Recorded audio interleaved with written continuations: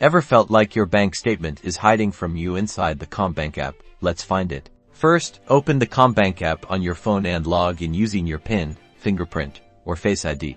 Once you're logged in, you'll see your accounts. Scroll through them to find the account you need the statement for. Tap on the account to view its details. Now, look for 3 dots, usually in the top right corner of the screen or bottom right corner. Tap on those dots.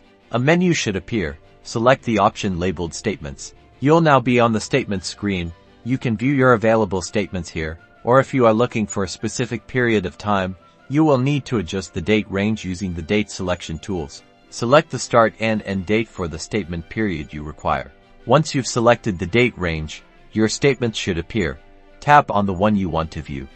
It might automatically download as a PDF, or you may have to tap a download icon. Your statement will now open as a PDF.